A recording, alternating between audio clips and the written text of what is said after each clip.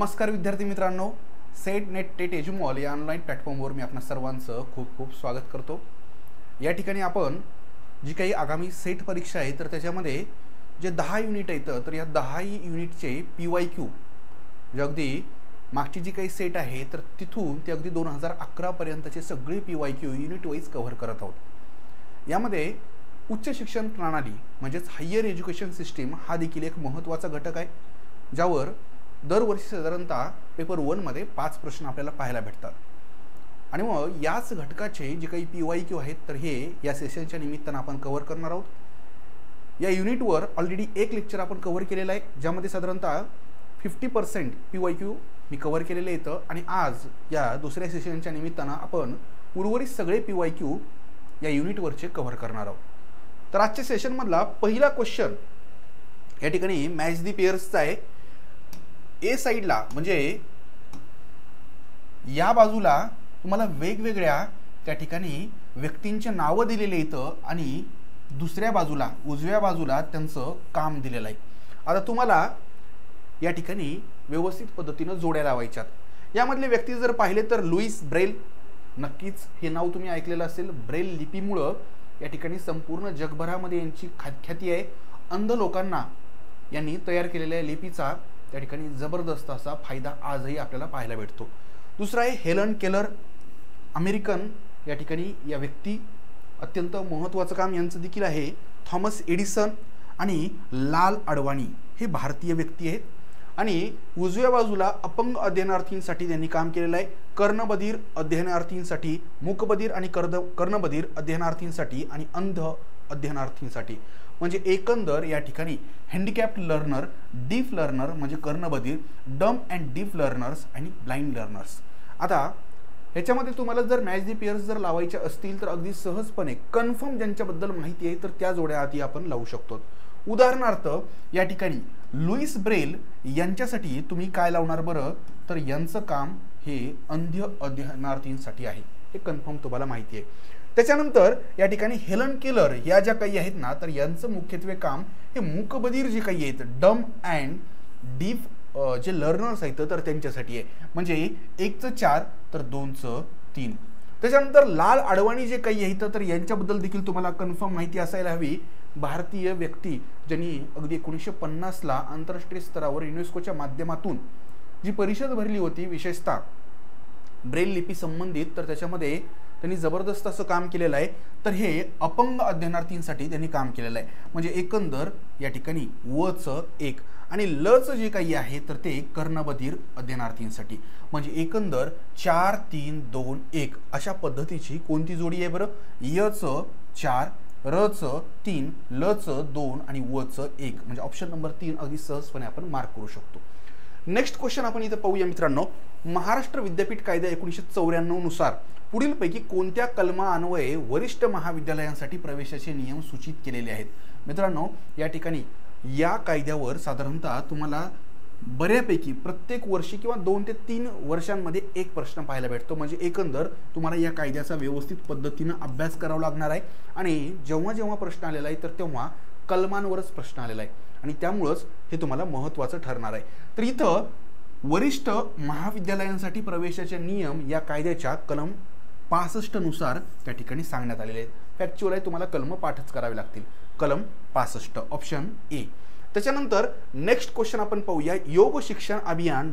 शिक्षणाशी संबंधित आहे। आता साहजिकच योगा शिक्षण जे काही आहे तर हे कशाशी संबंधित आहे हे जर तुम्ही विचारात घेतलं तर लॉजिकली देखील तुम्ही बऱ्यापैकी गेस करू शकता। वैद्यकीय, सर्वसामान्य, तंत्रज्ञान आणि व्यावसायिक। आता ह्याच्यामध्ये सर्वसामान्याचा काही संबंध नाहीये, तंत्रज्ञानाचा देखील नाहीये, व्यावसायिकचा देखील नाहीये, म्हणजे एकंदर योगा शिक्षण जे काही आहे तर हे कुणासाठी आहे तर साधारणतः वैद्यकीय व्यावसायिक जे आहेत तर त्यांच्यासाठी हे महत्त्वाचं असणार आहे। इवन ही टर्म जी काही आहे तर ही देखील वैद्यकाशी संबंधितच आहे, त्यामुळे ऑप्शन ए जे आहे तर हे आपलं इथं उत्तर असेल। नेक्स्ट क्वेश्चन, अभिजात गायनाच्या क्लासला जातो हे कोणत्या प्रकारचे शिक्षण आहे, म्हणजे एकंदर अभिजात गायन हे कोणत्या प्रकारचं शिक्षण आहे। अभिजात गायन म्हणजेच एकंदर तुम्हाला माहिती असेल क्लासिकल सॉंग्स जे काही असतात तर ते कशाशी संबंधित आहे तर औपचारिक शिक्षण, प्रासंगिक शिक्षण, अनौपचारिक शिक्षण, तांत्रिक शिक्षण व अतांत्रिक शिक्षण. आता याच्यामध्ये तांत्रिकचा तर काही संबंध नाही, हे काही टेक्निकल फील्ड नाही आहे. त्याच्यानंतर अनौपचारिक शिक्षण ज्याला आपण प्रासंगिक शिक्षण देखील म्हणू शकतो बऱ्यापैकी, हे काय असतं तर 4 भिंतीच्या बाहेर जीवनामध्ये जगत असताना त्या ठिकाणी विशिष्ट असा कोणताही अभ्यासक्रम न अभ्यासता, विशिष्ट असं कोणताही शैक्षणिक कालावधी नसलेल्या गोष्टींमधून तुम्हाला जे काही शिक्षण मिळत असतं, जे आपण जीवन शिक्षण म्हणू शकतो, तर ते म्हणजे अनौपचारिक शिक्षण. आणि साहजिकच अभिजात गायनाचा क्लास म्हणजे एकंदर 4 भिंतीच्या आत प्रॉपर कोणीतरी त्या ठिकाणी शिकवणार असणार, काहीतरी अभ्यासक्रम असणार, त्याची कोणतीतरी परीक्षा असणार. तर एकंदर हे औपचारिक शिक्षणामध्ये येतं. हे कशामध्ये येतं बरं? औपचारिक शिक्षण. हे अनौपचारिक मध्ये येत नाही. त्याच्यानंतर नेक्स्ट क्वेश्चन या ठिकाणी पुन्हा मॅच दी पेयर्स आहे. ए साईडला यादी जी काही दिलेली आहे तर त्याच्यामध्ये विविध विद्यापीठ आहेत, बहुतांश विद्यापीठ आहेत, संस्कृत विद्यापीठ आहेत, आणि जे काही दुसरी बाजू आहे तर त्या ठिकाणी विविध असे ठिकाणं दिलेले आहेत भारतामधले. आता जगन्नाथ संस्कृत विद्यापीठ, राष्ट्रीय संस्कृत विद्यापीठ, कामेश्वर सिंग संस्कृत विद्यापीठ आणि गुरुकुल कांगडी संस्कृत विद्यापीठ. मित्रांनो याच्यामध्ये थोडंसं तुम्हाला लॉजिक, थोडंसं भूगोलाचं ज्ञान जर असेल तर तुम्ही अगदी सहजपणे या प्रश्नाचं उत्तर माहीत नसताना देखील उत्तरापर्यंत पोहोचू शकता. कसं ते बघूया. या ठिकाणी जगन्नाथ संस्कृत विद्यापीठ, नाव जगन्नाथ आहे. तुम्हाला ओरिसामधलं जगन्नाथपुरी नावाचं ठिकाण माहिती असेल, एक प्रसिद्ध असं धार्मिक स्थळ आहे जगन्नाथपुरी, म्हणजे एकंदर हे ठिकाण आहे पुरी या ठिकाणी. त्याच्यानंतर गुरुकुल कांगडी जे काही आहे संस्कृत विद्यापीठ, तर हे गुरुकुल कांगडी या ठिकाणी स्वामी श्रद्धानंद यांनी हे संस्कृत विद्यापीठ उभारलेलं आहे. आणि हे कोणत्या ठिकाणी आहे तर हे आहे हरिद्वार या ठिकाणी. त्याच्यानंतर राष्ट्रीय संस्कृत विद्यापीठ कुठं आहे तर हे आहे तिरुपतीला. राष्ट्रीय संस्कृत विद्यापीठ कुठं आहे बरं? तिरुपतीला. आणि कामेश्वर सिंग संस्कृत विद्यापीठ आहे बिहारमधल्या दरभंगा या ठिकाणी. म्हणजे एकंदर 1चं 3, 1चं 3, त्याच्यानंतर 2चं 1, 3चं या ठिकाणी 3चं काय असणार आहे बरं? 2 आणि 4चं 4. म्हणजे ऑप्शन नंबर डी हे आपलं इथलं उत्तर असणार आहे. ठीक आहे. या ठिकाणी संस्कृत विद्यापीठ जे काही आहे तर हे भारतामध्ये विविध ठिकाणी येतं, त्यामधले 4 संस्कृत विद्यापीठ तुम्हाला इथं दिलेले येतं. याबद्दलच इतर जे काही प्रश्न बनू शकतात ते मुक्त विद्यापीठांवर देखील बऱ्याच वेळेस प्रश्न बनलेले येतं. त्यानंतर केंद्रीय विद्यापीठांबद्दल प्रश्न बनलेले येतं. त्यानंतर IITs बद्दल देखील प्रश्न विचारलेले आहेत. आणि त्यामुळेच या शैक्षणिक संस्था, त्यांचं स्थान आणि त्यांचा एकंदर दर्जा, त्यांना कोणत्या कायद्यान्वये स्थापन केलेला आहे, या प्रत्येक गोष्टीची सर्वंकष माहिती आपल्याला माहिती असणं अपेक्षित आहे. त्याच्यानंतर नेक्स्ट ICSSR चा पूर्ण त्या ठिकाणी विस्तार काय, म्हणजे एकंदर तुम्हाला फुल फॉर्म विचारला आहे ICSSR. आता इथं तुमचं कन्फ्युजन देखील होतं. याच पद्धतीच्या इतर काही संस्था येतात, उदाहरणार्थ IISER म्हणजे Indian institute of scientific education and research नावाची एक संस्था आहे, आयसर. ठीक आहे. त्यानंतर इवन CSIR, बऱ्यापैकी SI उच्चार किंवा या पद्धतीनं सारखंच वाटतं. ICAR Indian Council of agricultural research, हे देखील असंच आहे. म्हणजे एकंदर तुम्हाला कन्फ्यूज करण्यासारखे शॉर्ट फॉर्म्स बरेच आहेत. आता या ठिकाणी ICSSR, IC म्हणजे काय तर इंडियन काउन्सिल, SS म्हणजेच काय तर सोशल स्टडीज. ठीक आहे. इथं काय बरं तर या ठिकाणी Indian Council of Social science, social studies नाही, सोशल सायन्स अँड रिसर्च. ठीक आहे. स्पेस सायन्सचा काही संबंध नाहीये. त्यानंतर Indian Council of scientific search and research ह्याचाही काही संबंध नाहीये. त्यानंतर इंडियन काँग्रेस ऑफ स्पेस, काही संबंध नाहीये. इथं या ठिकाणी Indian Council of Social Science research हे ह्याचा फुल फॉर्म आहे. त्याच्यानंतर नेक्स्ट क्वेश्चन बघूया. शैक्षणिक धोरण 2016 मध्ये कोणते 5 स्तंभ असण्याची अपेक्षा व्यक्त करण्यात आलेली आहे. खरं तर नवीन शैक्षणिक धोरण जे आहे, न्यू एज्युकेशन पॉलिसी, ही यावर्षी लागू होणार आहे. पण 2016च्या शैक्षणिक धोरणाविषयी इथं विचारलेलं आहे. 5 स्तंभ जे काही आहेत तर हे तुम्ही विचारात घेत असताना कोणते ऑप्शन तुम्ही इलिमिनेट करू शकता हे देखील त्या ठिकाणी लॉजिकली तुम्ही आपण काढू शकतो. उपलब्धता म्हणजेच अवेलेबिलिटी, बरोबर आहे. शिक्षणाची अवेलेबिलिटी असणं उत्तमच आहे, गरजेचंही आहे. परवडणारे शिक्षण म्हणजेच अफोर्डेबल एज्युकेशन, बरोबर आहे. न्याय मांडणी म्हणजेच त्या ठिकाणी इक्विटेबिलिटी. त्यानंतर दर्जा आणि उत्तरदायित्व म्हणजे स्टेटस अँड अकाउंटेबिलिटी, सगळं बरोबर आहे. आता या ठिकाणी आपण ऑप्शन बी, सी आणि डी कडे वळूया. ज्ञानप्राप्ती सुलभता अगदी बरोबर आहे, हे बरोबर आहे. ज्ञान संकल्पना बरोबर आहे. ज्ञान निर्मिती, ज्ञानाचे उपयोजन आणि सेवा वितरण. या ठिकाणी ह्या ज्ञानाचे उपयोजन आणि सेवा वितरण, विशेषतः सेवा वितरणामुळं या ठिकाणी हा ऑप्शन आपण एलिमिनेट करू शकतो. शाळा विना समाज, इथं याच्यावरूनच आपण हे त्या ठिकाणी हा ऑप्शन कट करू शकतो. शाळा विना समाज किंवा मितव्ययता, कौशल्य देवाणघेवाण बरोबर आहे. स्वयंमूल्यमापन आणि संशोधन, म्हणजे एकंदर शैक्षणिक धोरण 2016 मध्ये या प्रकारच्या गोष्टी तरी अपेक्षित नव्हत्या. ई प्रशासन, भौतिक परिस्थिती, सामाजिक लेखापरीक्षण, पर्यावरणीय वैधता आणि स्वयं अध्ययन क्लुप्ती, म्हणजे एकंदर डीचा काही संबंध नाहीये. इथं या ठिकाणी ऑप्शन ए हे करेक्ट आन्सर असणार आहे. त्याच्यानंतर मानवामध्ये सुप्तावस्थेत असलेल्या दैवी पूर्णत्वाचे प्रकटीकरण म्हणजे शिक्षण होय, अशी शिक्षणाची व्याख्या कुणी केलेली आहे? शिक्षणाच्या व्याख्या जे काही आहेत तर त्याच्यामध्ये महत्त्वाचे जे व्यक्ती आहेत त्याच्यामध्ये महात्मा गांधीजींची शिक्षणाची व्याख्या आणि स्वामी विवेकानंदांची शिक्षणाची व्याख्या, त्यासोबतच डॉक्टर बाबासाहेब आंबेडकरांची शिक्षणाची व्याख्या ज्या आहेत ह्या तुम्हाला माहिती असणं अपेक्षित आहे. याच्यामध्ये या ठिकाणी मानवामध्ये सुप्तावस्थेत असलेल्या दैवी पूर्णत्वाचे प्रकटीकरण म्हणजे शिक्षण ही व्याख्या आहे स्वामी विवेकानंदांची. ही व्याख्या कुणाची आहे बरं? स्वामी विवेकानंदांची. म्हणजे तुम्हाला एकंदर या महत्त्वाचे व्यक्ती आणि त्यांच्या शिक्षणाबद्दलचे जे मत आहेत तर हे पाठच पाहिजे. त्याच्यानंतर नेक्स्ट, विद्यापीठ कायदा 1994 वर हा पुढचा प्रश्न. तुम्हाला म्हटलं होतं कलम 65 वर यापूर्वी प्रश्न विचारलेला आहे. आता या ठिकाणी बघा, विद्यापीठ कायदा 1994 मधील कलम आणि त्यातील तरतूद तुम्हाला अचूक ओळखायची आहे. नियम 81, नियम 82, नियम 83, नियम 84. नियम 81 जो आहे तर तो संलग्नीकरण व मान्यतेसाठी शर्ती आहे का? तर निश्चितच आहे. त्याच्यानंतर नियम 82 हा परवानगी मिळण्यासंबंधीची कार्यपद्धतीबद्दल आहे का? आहे, बरोबर आहे हे देखील. नियम 83 हा संलग्नीकरण करण्याची कार्यपद्धतीबद्दल आहे का? तर आहे, बरोबर आहे. नियम 84 हा महाविद्यालयांना मान्यता देण्याच्या कार्यपद्धतीबद्दल आहे का?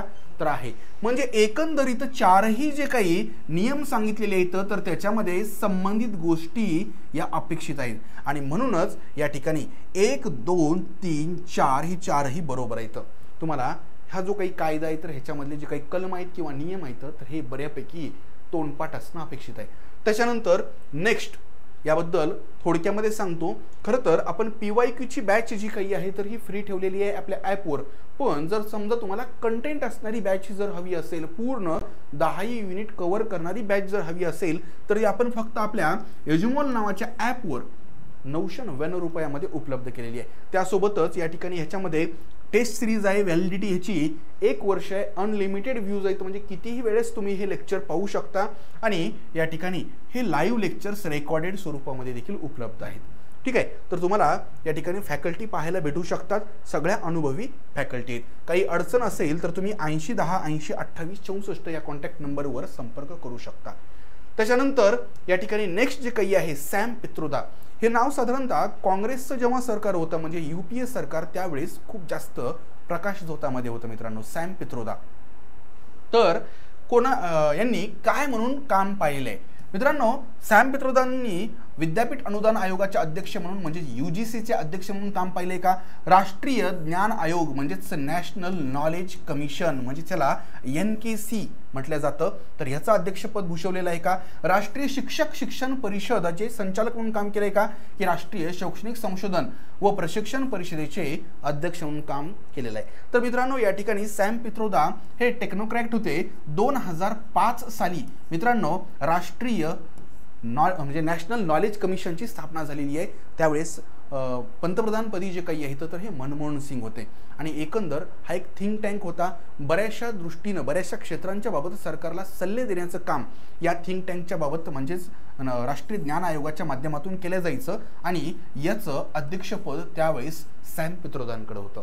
ठीक आहे, त्याच्यानंतर नेक्स्ट पशुवैद्यकीय शिक्षण हे कोणत्या शिक्षणाशी संबंधित आहे? आता इथं या ठिकाणी तुम्हाला 4 ऑप्शन आहेत.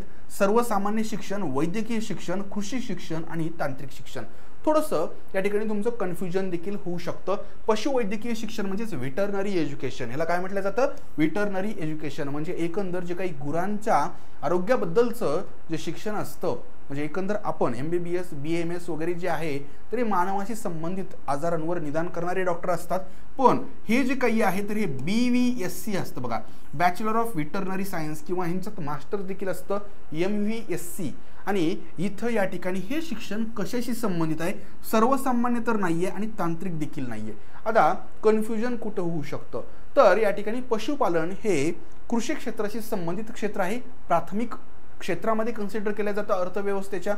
आणि त्यासोबतच तुमचं आणखी एक या ठिकाणी कन्फ्युजन होऊ शकतं की बाबा ह्याच्यात वैद्यक देखील आहे आणि त्यामुळे वैद्यकीय शिक्षण आहे.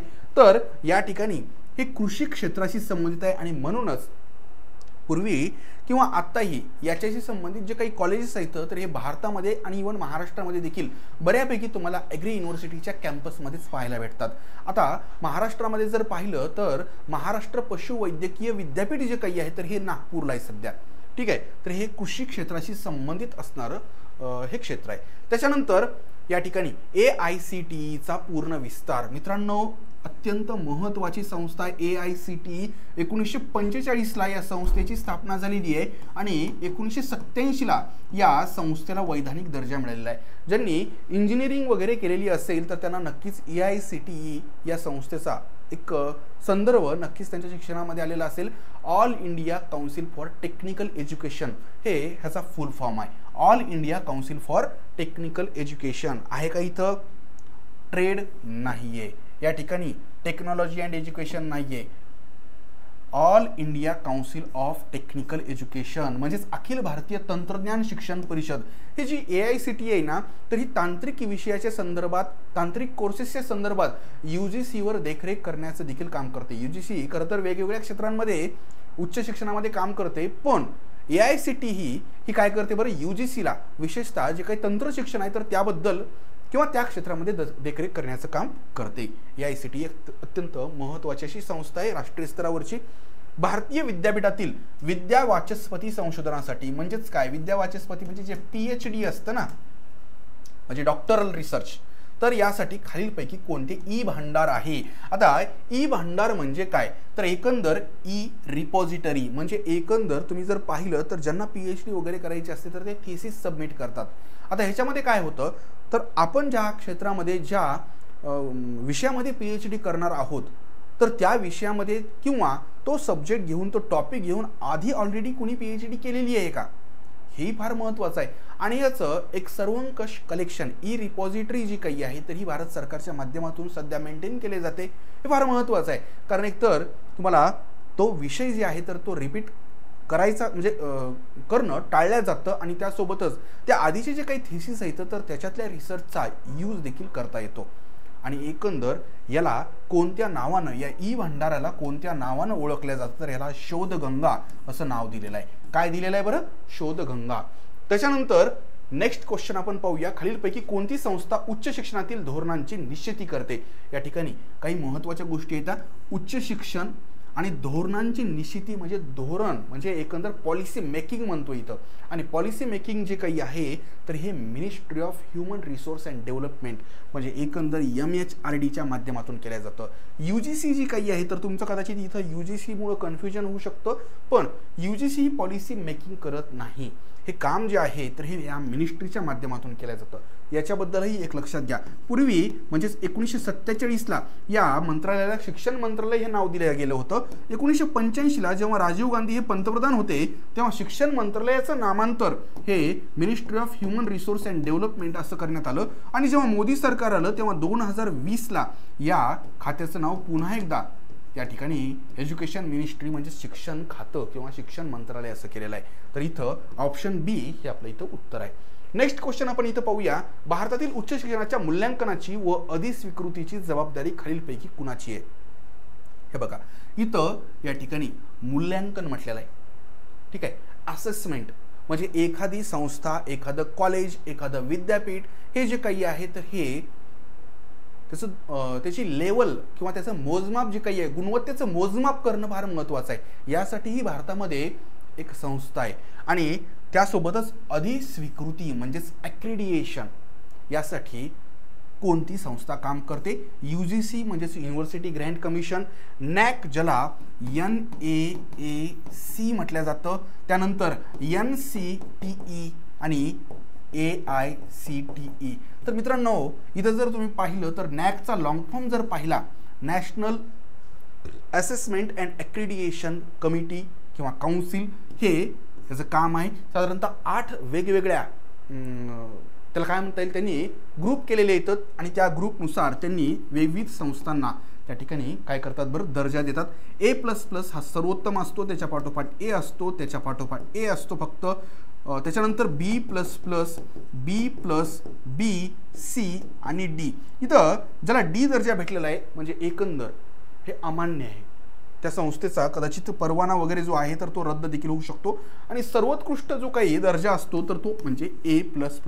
तुम्ही बऱ्याच वेळेस कॉलेजेसच्या वगैरे त्या ठिकाणी जी काही पाटी असते किंवा त्यांचं जे काही बाहेरच्या दर्शनी भागामध्ये लिहिलेलं देखील असतं की A++ नॅकचा या संबंधित महाविद्यालयाला दर्जा आहे. ठीक आहे. त्याच्यानंतर UGCच्या 10 बिंदू CBCS पद्धतीमध्ये श्रेणी A+ म्हणजे काय, आत्ताच आपण त्याविषयी चर्चा केलेली आहे. आणि A+ म्हणजे उत्तम, A+ म्हणजे काय बरं, उत्तम. ह्याच्या पुढेही काय असतं बरं, A++. त्याच्यानंतर नेक्स्ट एकक की जे शिक्षण क्रमाचे मापन करते ते, a unit by which the course work is measured. हे कशाच्या माध्यमातून कॅल्क्युलेट केलं जातं? आज तुम्ही नक्कीच विद्यापीठ शिक्षणामध्ये, उच्च शिक्षणामध्ये हा शब्द ऐकलेला असेल की क्रेडिट. ठीक आहे, त्याला श्रेयांक म्हटलं जातं मराठीमध्ये. काय बरं, श्रेयांक. शिक्षण क्रमाचे मापन करण्यासाठी ही पद्धत वापरली जाते किंवा ही युनिट वापरल्या जातं. भारतातील पहिले मुक्त विद्यापीठ, भारताच्या बाबत जर पाहिलं तर 1970 पासून मुक्त विद्यापीठ म्हणजेच ओपन युनिव्हर्सिटी ही संकल्पना साधारणतः भारतामध्ये चर्चेला यायला लागली. 1969ला जगामधलं पहिलं मुक्त विद्यापीठ इंग्लंडमध्ये स्थापन झालेलं आहे आणि साधारणतः त्याच्यानंतर या संकल्पनेवर हळूहळू चर्चा जगामध्ये व्हायला लागली, भारतामध्ये व्हायला लागली. 1982ला भारतामधलं पहिलं मुक्त विद्यापीठ स्थापन झालेलं आहे. कुठं तर आंध्र प्रदेशामध्ये. कुठं स्थापन झालेलं आहे बरं, आंध्र प्रदेशामध्ये. कोणतं विद्यापीठ होतं? Doctor B.R. आंबेडकर मुक्त विद्यापीठ, यशवंतराव चव्हाण महाराष्ट्र मुक्त विद्यापीठ, हे तर नाशिकला आहे आपल्या महाराष्ट्रामध्ये. इंदिरा गांधी राष्ट्रीय मुक्त विद्यापीठ ज्याला आपण इग्नू नावानं ओळखतो, Indira Gandhi national open university. आणि नेताजी सुभाष मुक्त विद्यापीठ. तर जे काही विद्यापीठ आहे ना, तर हे आंध्र प्रदेशामधलं हैदराबादच्या जवळ विद्यापीठ आहे डॉक्टर B.R. आंबेडकर मुक्त विद्यापीठ. 1982ला स्थापना झालेली आहे. त्याच्यानंतर खालीलपैकी कोणती संस्था उच्च शिक्षणाचे नियमन करते? पॉलिसी मेकिंग नाही, इथं काय म्हटलंय बरं, रेग्युलेशन. तर हे काम या ठिकाणी UGCच्या माध्यमातून होत असतं. पॉलिसी मेकिंग जी काही आहे तर ती ministry of human resource and डेव्हलपमेंटच्या माध्यमातून होत असतं. पण उच्च शिक्षणाशी संबंधित गोष्टींचं नियमन करण्याचं काम युनिव्हर्सिटी ग्रँट कमिशनच्या माध्यमातून होत असतं. UGCच्या बाबत जर बोलायचं झालं तर 1948ला राधाकृष्ण आयोगानं पहिल्यांदा याविषयी शिफारस केली होती. 1953ला UGCची स्थापना झालेली आहे आणि 1956ला UGCला वैधानिक दर्जा देखील भेटलेला आहे, म्हणजे कायदेशीर दर्जा. त्यामुळेच UGC ॲक्ट हा 1956चा आहे. अत्यंत महत्त्वाची अशी संस्था भारतामध्ये उच्च शिक्षणाशी संबंधित आहे. त्याच्यानंतर या ठिकाणी उच्च शिक्षणातील शिक्षकांच्या व्यावसायिक विकासाची जबाबदारी खालीलपैकी कुणाची आहे? Which one of the following is responsible for the professional development of teachers in higher education?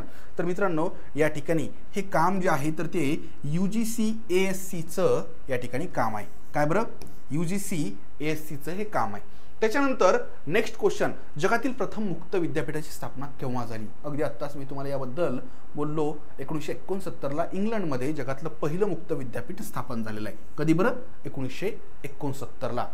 आणि भारतामधलं पहिलं विद्यापीठ 82ला स्थापन झालेलं आहे.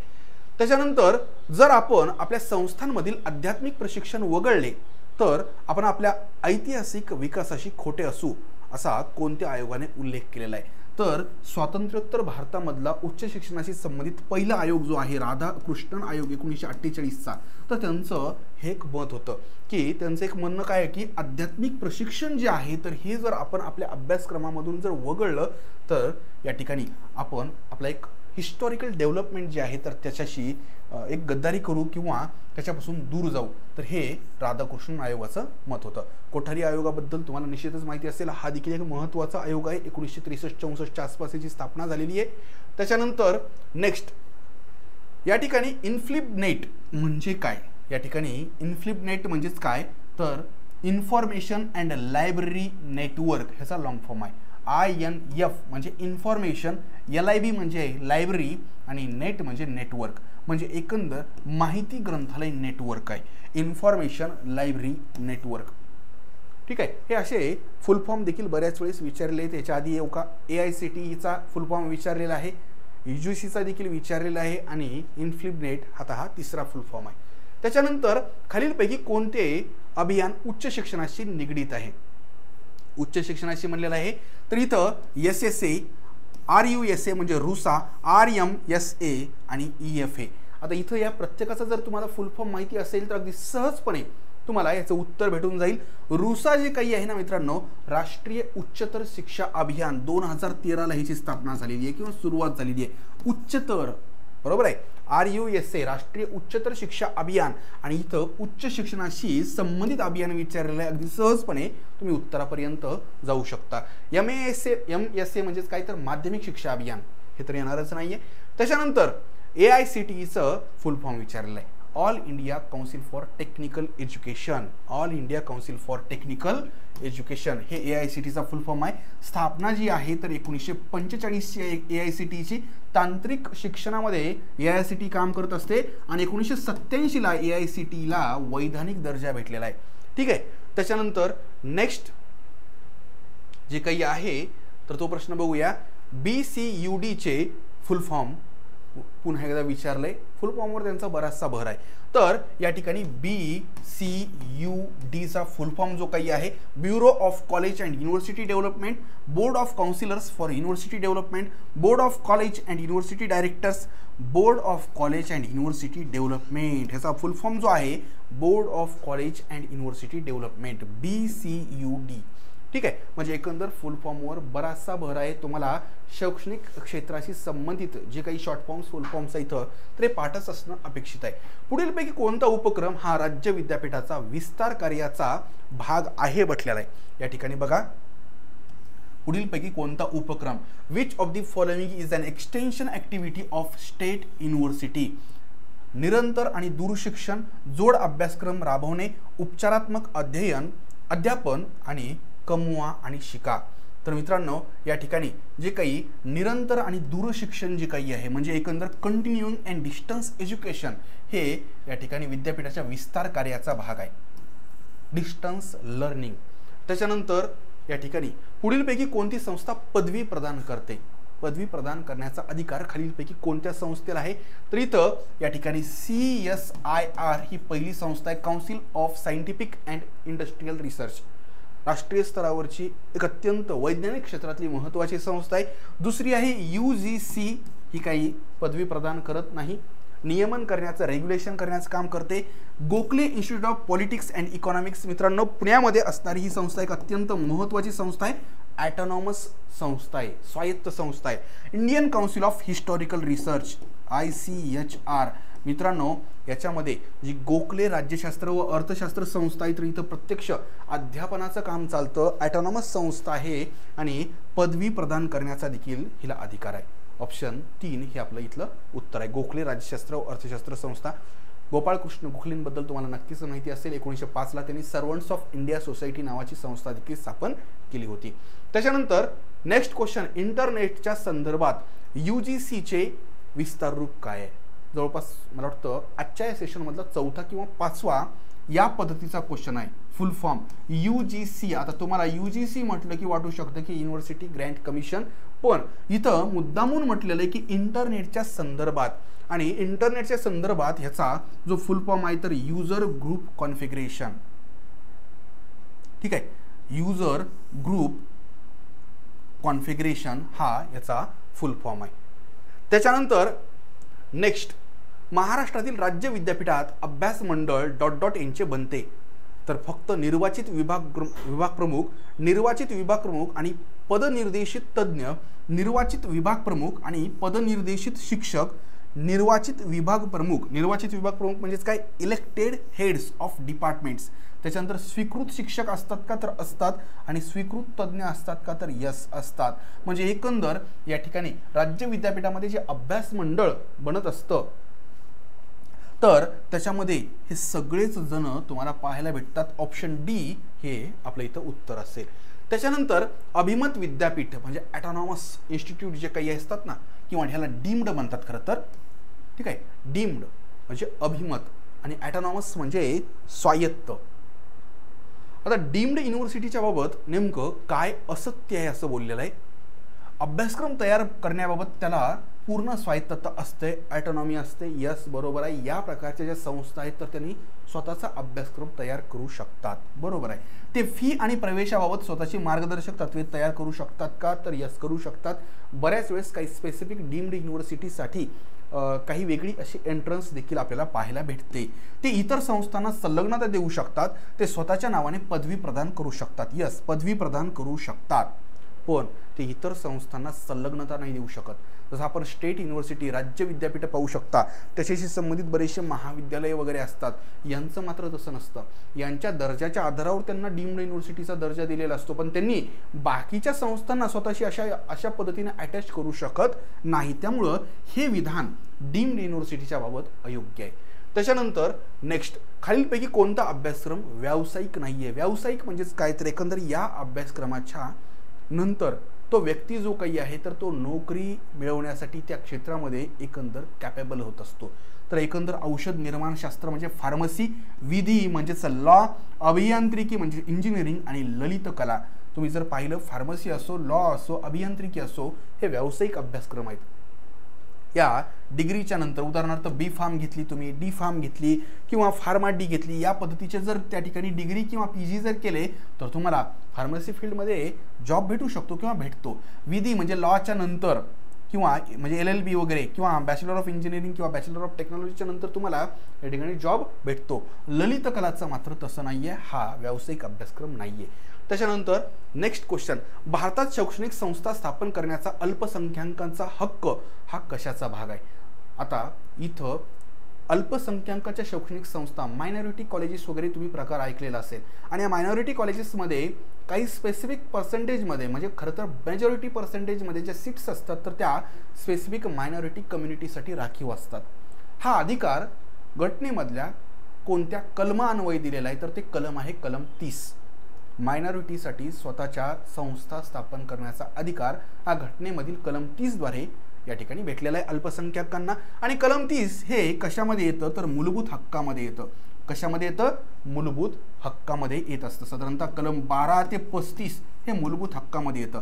मूलभूत कर्तव्य जे काही आहे तर हे कलम 51A मध्ये येतं. मार्गदर्शक तत्वे जे काही आहे तर ते 36 ते 51 मध्ये येत असतं.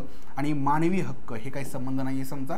म्हणजे एकंदर आपलं कलम 30 जे आहे तर ते मूलभूत हक्कामध्ये येतं. त्याच्यानंतर नेक्स्ट क्वेश्चन, एखाद्या अभ्यासक्रमासाठी नवा पाठ्यक्रम तयार करण्याची प्रक्रिया कोणत्या ठिकाणी चालू होत असते. फॅकल्टी काही संबंध नाही आहे. बोर्ड ऑफ स्टडीज म्हणजेच अभ्यास मंडळ, अकॅडमिक काउन्सिल आणि रिसर्च अँड रिकॉग्निशन कमिटी. तर मित्रांनो, नवीन पाठ्यक्रम तयार करण्याची जी काही प्रोसेस आहे तर ती अभ्यास मंडळ म्हणजेच बोर्ड ऑफ स्टडीजमधून चालू होत असते. ठीक आहे. त्याच्यानंतर भारतातील अभियांत्रिकी शिक्षण व संशोधन क्षेत्रातील सर्वोच्च संस्था, मी तुम्हाला ऑलरेडी याच्याबद्दल माहिती दिलेली आहे. इवन ही संस्था तांत्रिक विषयाच्या संदर्भात UGCवर त्या ठिकाणी देखरेख करण्याचं देखील काम करते. आणि या संस्थेचं नाव आहे AICTE. म्हणजेच इथं थोडासा प्रश्न वेगळ्या पद्धतीने विचारलेला आहे. सर्वोच्च संस्था म्हटलेला आहे अभियांत्रिकी शिक्षणाशी संबंधित. इथं तांत्रिक विषयाशी संदर्भित म्हणण्यापेक्षा अभियांत्रिकी, आणि अभियांत्रिकी क्षेत्रामध्ये सर्वोच्च संस्था जी काही आहे किंवा जिचा दर्जा उत्तमोत्तम आहे ती म्हणजे IIT, Indian institute of technology. ठीक आहे, इंडियन इन्स्टिट्यूट ऑफ टेक्नॉलॉजी यांच्याबद्दल तुम्हाला माहिती असेल. अभियांत्रिकी क्षेत्रामध्ये सर्वोत्कृष्ट संस्था म्हणजे IIT, त्याच्या पाठोपाठ NIT, त्याच्यानंतर ॲटॉनॉमस कॉलेजेस राज्यस्तरावरचे, त्याच्यानंतर प्रायव्हेट वगैरे कॉलेजेस असतात. हे जे काही आहे IIIT हे देखील इथं गुणवत्ता बऱ्यापैकी असते. त्यानंतर IIAT आणि हे जे काही आहे असोसिएशन ऑफ इंडियन युनिव्हर्सिटी, ह्याचा काही संबंध नाहीये. एकंदर सर्वोत्कृष्ट दर्जा असणाऱ्या संस्था म्हणजे IIT. आता म्हणजे सध्या जर भारतात बघितलं तर 23 IIT आहेत. किती आहेत बरं? 23. पूर्वी अगदी 5 IIT होत्या, पण सध्या विशेषतः 2014च्या नंतर BJPचं जेव्हापासून शासन आलेलं आहे, IITची संख्या, IIMची संख्या मोठ्या प्रमाणात वाढलेली दिसते. भारतीय विद्यापीठ अनुदान आयोगाच्या जबाबदाऱ्या खालीलप्रमाणे आहेत. उच्च शिक्षणाला चालना देणे व संयोजन करणे, त्याच्यानंतर विद्यापीठातील अध्यापन, परीक्षा आणि संशोधनाचा दर्जा कायम ठेवणे, उच्च शिक्षणासाठी निधी पुरवणे. विद्यापीठ अनुदान आयोगाचे हे एक महत्त्वाचं काम आहे. उच्च शिक्षणातील सुधारणांसाठी उपायांबाबत केंद्र व राज्य सरकारला सल्ला देणे. तर या ठिकाणी तुम्ही जर बघितलं तर सगळेच कामं हे UGCच्या माध्यमातून केल्या जातात. चारही योग्य हे आपलं उत्तर आहे. त्याच्यानंतर नेक्स्ट जे काही प्रश्न आहे, खालीलपैकी कोणते विद्यापीठाचे प्रमुख कार्य नाही? प्रमुख कार्य म्हटलेलं आहे बरं. तर अध्यापन निश्चितच आहे. संशोधन आहे का? आहे. प्रकाशन आहे का? आहे. मग कोणतं प्रमुख कार्य नाही आहे? तर विस्तार कार्य, म्हणजेच काय तर एक्सटेन्शन वर्क हे त्यांचं कार्य आहे, पण प्रमुख कार्य नाहीये. त्यामुळे ऑप्शन डी हे आपलं इथं उत्तर असेल. नेक्स्ट, विद्यापीठ अनुदान आयोगाने विद्यार्थ्यांना पदवीबरोबरच पदविका किंवा प्रमाणपत्र अभ्यासक्रम करण्याची परवानगी देण्याचे कारण काय? म्हणजे एकंदर तुम्ही एखादी डिग्री घेतायत, त्यासोबतच डिग्री झाल्यानंतर एखादा त्या ठिकाणी डिप्लोमा किंवा इतर साईड बाय काही सर्टिफिकेट कोर्स जे आहे तर हे मिळवण्याबाबत परवानगी देण्याचं UGCचं महत्त्वाचं उद्दिष्ट काय आहे? विद्यापीठ आणि महाविद्यालयांचे उत्पन्न वाढवणे? बिलकुल नाही. हे काही टार्गेट असू शकत नाही. म्हणजे एकंदर महाविद्यालयांना पैसा भेटावा म्हणून विद्यार्थ्यांना डिप्लोमा करायला लावतील का? नाही. अध्यापकांना पुरेसा कार्यभार उपलब्ध करून देणे? बिलकुल नाही. मानवी व अमानवी संसाधनांचा जास्तीत जास्त विनियोग करणे? नाही. विद्यार्थ्यांना त्यांचे पदवी अभ्यासक्रम झाल्यावर काम करण्यास सक्षम बनवणे. म्हणजे एकंदर विद्यापीठा जे काही विद्यार्थी आहेत तर त्यांनी पदवीच्या काळामध्ये जे काही शिक्षण घेतलेलं आहे तर त्या शिक्षणाला आणखी ॲडव्हान्स लेवलला नेण्याचं काम किंवा त्यांची फिनिशिंग करण्याचं काम किंवा ती संधी त्या विद्यार्थ्यांना मिळावी यासाठी अशी परवानगी या UGCच्या माध्यमातून दिल्या जाते. त्याच्यानंतर नेक्स्ट क्वेश्चन, भारत सरकारच्या उच्च शिक्षण विभागात खालीलपैकी कशाचा समावेश होत नाही? उच्च शिक्षण विभाग या ठिकाणी जे काही म्हटलेलं आहे तर Indian Council of Social Science Research ICSSR याच्याबद्दल लॉंग फॉर्म देखील याचा विचारलेला आहे बघा. Indian Council of Philosophical Research, Indian Council of World Affairs आणि Indian Council of Historical Research. तर मित्रांनो या ठिकाणी ह्या ABC या तीनही संस्था ज्या आहेत तर त्या उच्च शिक्षण विभागाच्या अंतर्गत आहेत. मुळात C जे काही आहे ना, Indian Council of World affairs, कदाचित वाटू शकतं ही प्रॉपर उच्च शिक्षण विभागाच्या अंतर्गत असणारी संस्था आहे, पण प्रत्यक्षामध्ये हा एक थिंक टँक आहे जो जे काही परकीय संबंध आहेत भारताचे इतर देशांसोबत त्याबद्दल संशोधनाचं काम करतो. तर ह्याची स्थापना देखील स्वातंत्र्याच्या पूर्वीच झालेली आहे 1943ला आणि याचं मुख्यालय जे आहे तर ते नवी दिल्ली या ठिकाणी आहे. Indian Council of World affairs. ठीक आहे. त्यामुळं C हे आपलं इथलं उत्तर असेल. नेक्स्ट क्वेश्चन, भारतात विशिष्ट शैक्षणिक संस्थांमध्ये धार्मिक शिक्षणाचे व पूजेचे स्वातंत्र्य यानुसार दिले जाते. आता तुम्ही जर पाहिलं तर भारतामध्ये ज्या सरकारी मदतीनं चालणाऱ्या संस्था आहेत किंवा सरकारी संस्था आहेत तर त्याच्यामध्ये धार्मिक शिक्षणाला बंदी आहे. पण अशाही काही संस्था आहेत की जिथं धार्मिक शिक्षण चालू शकतं, धार्मिक पठण होऊ शकतं आणि एकंदर तिथला सिलेबस देखील त्याच पद्धतीनं तयार केलेला असतो. हे कलम 28 द्वारे त्या ठिकाणी दिलेला असा अधिकार आहे. कलम 28 हे कशामध्ये आहे बरं? तर कलम 28 हे मूलभूत हक्कांमध्ये आहे. अल्पसंख्याकांना शैक्षणिक संस्था स्थापन करण्याचा अधिकार कलम 30 न दिलेला आहे आणि या ठिकाणी विशिष्ट शैक्षणिक संस्थांमध्ये धार्मिक शिक्षणाचा अधिकार हा कलम 28 मध्ये आहे आणि कलम 28 हे मूलभूत हक्कांमध्ये येतं. त्याच्यानंतर नेक्स्ट, विद्यापीठाचे शैक्षणिक निर्णय घेणारे सर्वोच्च असं मंडळ कोणतं आहे? तर मित्रांनो ही जी काही मंडळ असतं तर ते विद्या परिषद असतं, म्हणजे अकॅडमिक काउन्सिल म्हटलं जातं त्याला. ठीक आहे. विद्यापीठाचे शैक्षणिक निर्णय घेणारं हे सर्वोच्च असं मंडळ आहे आणि अभ्यासक्रमाबद्दल आपण पाहिलेलं आहे बोर्ड ऑफ स्टडीज. त्याच्यानंतर भारत सरकारच्या उच्च शिक्षण विभागाची मुख्य उद्दिष्टे खालीलप्रमाणे आहेत. राष्ट्रीय शैक्षणिक धोरण ठरवणे, उच्च व तांत्रिक शिक्षणाचा नियोजनबद्ध विकास घडवून आणणे, भारतीय भाषांचा विकास घडवून आणणे, गुणवंत विद्यार्थ्यांना शिष्यवृत्ती देणे. आता या ठिकाणी उच्च शिक्षण विभागाची मुख्य उद्दिष्टे म्हटलेलं आहे. या पद्धतीचा प्रश्न यापूर्वी देखील एक आलेला आहे बघा. मुख्य उद्दिष्टे कोणती आहेत? तर राष्ट्रीय शिक्षण धोरण ठरवणे आहे का? तर आहे, निश्चितच आहे. त्यानंतर उच्च व तांत्रिक शिक्षणाचा नियोजनबद्ध पद्धतीने विकास घडवून आणणे आहे, भारतीय भाषांचा विकास घडवून आणणे आहे, गुणवंत विद्यार्थ्यांना शिष्यवृत्ती देणे हे काही मुख्य उद्दिष्ट नाहीये. आणि त्यामुळंच या ठिकाणी 1, 2, 3 हे तीनच बरोबर असं आपण म्हणू शकतो. त्याच्यानंतर नेक्स्ट क्वेश्चन, विद्यापीठाचा सर्वोच्च प्रशासकीय अधिकारी कोण आहे? तर एक लक्षात घ्या, विद्यापीठाचा सर्वोच्च प्रशासकीय अधिकारी हा कुलगुरू असतो आणि एकंदर राज्यामधले सगळे जे काही विद्यापीठ आहेत तर त्यांचा प्रमुख कोण असतो? तर कुलपती. आणि कुलपती कोण असतो? तर कुलपती असतो त्या राज्याचा राज्यपाल. त्यामुळं संबंधित विद्यापीठाचा सर्वोच्च प्रशासकीय अधिकारी कोण? तर कुलगुरू. याच्यासोबतच इथं या ठिकाणी अधिष्ठाता म्हणजेच डीन बद्दलही विचारलेला आहे, दिलेला आहे. रजिस्ट्रार म्हणजे कोण असतो? तर कुलसचिव. रजिस्ट्रार जो आहे तर तो कुलसचिव असतो. तर रजिस्ट्रार साधारणतः जे विद्यापीठाचं जे काही मुख्य प्रशासन वगैरे आहे तर त्यावर देखरेख करण्याचं काम करत असतो, पण सर्वोच्च जो काही अधिकारी आहे तर तो कुलगुरू असतो. त्याच्यानंतर नेक्स्ट, भारत सरकारच्या मनुष्यबळ विकास मंत्रालयाच्या अखत्यारीत कोणते विभाग येतात?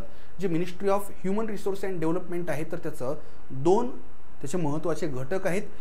पहिला जो काही घटक आहे तर तो शालेय शिक्षण आणि साक्षरता विभाग आहे आणि दुसरा जो काही आहे तर उच्च शिक्षण विभाग आहे. कोणता बरं? उच्च शिक्षण विभाग. म्हणजे MHRD अंतर्गत 2 महत्त्वाचे त्यांचे विभाग आहेत. एक म्हणजे शालेय शिक्षण आणि साक्षरता विभाग आणि दुसरं म्हणजे उच्च शिक्षण विभाग. म्हणजे एकंदर 1 आणि 3 कुठे आहे बरं? ऑप्शन 1 आणि 3 ऑप्शन ए. ओके. त्याच्यानंतर नेक्स्ट, सिमला येथील Indian institute of advanced studies नेमकं कशाचं काम करते? ही अवकाश विज्ञानाशी संबंधित मध्यवर्ती सुविधा आहे. Is the central facility for the study of space सायन्सशी संबंधित आहे का? Indian institute of advance studies नाहीये.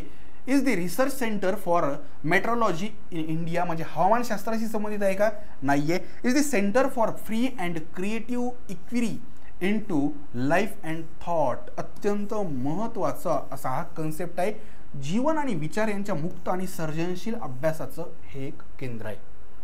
ठीक आहे, त्यामुळे ऑप्शन सी हे आपलं इथलं उत्तर आहे. नेक्स्ट, खालीलपैकी कोणत्या विद्यापीठ अधिकाऱ्याचा कार्यकाल कुलगुरूंच्या कार्यकालासोबतच संपतो? बघा, कुलसचिव म्हणजे रजिस्ट्रार काही संबंध नाहीये. रजिस्ट्रार हे रिटायरमेंट पर्यंत तिथं राहतात. वित्त अधिकारी, परीक्षा नियंत्रक हे सगळे जे काही आहेत तर त्यांचं काम तसंच चालू राहतं जरी कुलगुरूचा कार्यकाल संपला तरी देखील. मग कुणाचा कार्यकाल संपतो? संचालक, महाविद्यालय व विद्यापीठ विकास मंडळ यांचा कार्यकाळ कुलगुरूच्या कार्यकाळासोबतच संपत असतो. ठीक आहे. त्याच्यानंतर या ठिकाणी AICTE हे जे काही आहे तर हे काय? वैधानिक मंडळ आहे का? निश्चितच वैधानिक मंडळ आहे, कारण 1987 ला ह्याला वैधानिक दर्जा भेटलेला आहे. भारतातील तंत्र शिक्षणाला चालना देण्याचं काम करतं का? यस. टेक्निकल एज्युकेशनला प्रमोट करण्याचं काम होत असतं. तंत्र शिक्षणाच्या बाबत UGC वर देखरेख करण्याचं काम देखील AICTEच्या माध्यमातून होत असतं आणि त्यामुळंच तीनही योग्य हे आपलं इथं उत्तर असणार आहे. ठीक आहे. त्याच्यानंतर मुक्त शिक्षण प्रणालीबाबत खालीलपैकी कोणते विधान असत्य आहे? जे ओपन किंवा इथं which of the following statements is untrue regarding the open education. आता ओपन एज्युकेशन जे काही आहे तर भारतामध्ये, महाराष्ट्रामध्ये किंवा जगामध्ये देखील याबद्दल ओपन युनिव्हर्सिटीज आहेत. या युनिव्हर्सिटीज कोणत्या तत्वावर काम करतात हे जर माहिती असेल तर नक्कीच तुम्ही याच्या उत्तरापर्यंत जाऊ शकता. त्या आवश्यक गुणवत्तेच्या पैलूबाबत तडजोड करतात. म्हणजे एकंदर त्यांना असं म्हणायचं की ओपन युनिव्हर्सिटीमध्ये जी काही पदवी, पदविका वगैरे असतात तर त्यांनी त्या पद्धतीचा क्रायटेरिया फुलफिल करत नाहीत असं काही आहे का बरं? बिलकुल नाही. तुम्ही ओपन युनिव्हर्सिटीमध्ये जी काही डिग्री घेत असतात तर तिची व्हॅल्यू बाहेरच्या डिग्री समानच असते. ठीक आहे. ते दूर राहणाऱ्या अध्ययनकर्त्यांना शिकण्याची संधी पुरवते, अगदी बरोबर आहे. ते नियमित उपस्थितीबाबत सवलत देते, हे मात्र अगदी बरोबर आहे. ओपन युनिव्हर्सिटीचा उद्देशच तो आहे. तुम्ही कोणत्याही ठिकाणी असाल, तुम्ही तुमच्या पद्धतीनं अभ्यास करा आणि ती पदवी, पदविका वगैरे जी काही आहे तर ती घेऊ शकता. म्हणजे नियमित उपस्थितीची गरज नाही आहे. नियमित शिक्षणाच्या तुलनेत ते महाग नाही, म्हणजे स्वस्त आहे, अगदी बरोबर आहे. याची फी देखील तुलनेनं कमी असते. म्हणजे एकंदर काय असत्य आहे? गुणवत्तेच्या पैलूबाबत तडजोड नाही. तुम्हाला त्या ठिकाणी जे काही क्रेडिट वगैरे असतात तर ते मिळवण्यासाठी ते वर्क करावं लागतं, परीक्षा द्यावी लागते आणि त्याच्यानंतरच तुम्ही पास झालात तर तुम्हाला ती पदवी भेटते. म्हणजे एकंदर गुणवत्तेच्या बाबत तडजोड नाही आहे. त्याच्यानंतर या ठिकाणी आपले हे प्रश्न जे काही आहेत तर इथं संपलेले आहेत. हायर एज्युकेशन सिस्टीम म्हणजेच उच्च शिक्षण प्रणालीबद्दलचे या ठिकाणी दोन सेशनच्या माध्यमातून सगळे PYQ आपण कव्हर केलेले आहेत. आशा करतो की तुम्हाला कोणत्याही पद्धतीचा डाऊट यामध्ये राहिलेला नसेल. तर भेटूया मित्रांनो याच पद्धतीनं नेक्स्ट सेशनच्या निमित्तानं. तोपर्यंत खूप खूप धन्यवाद.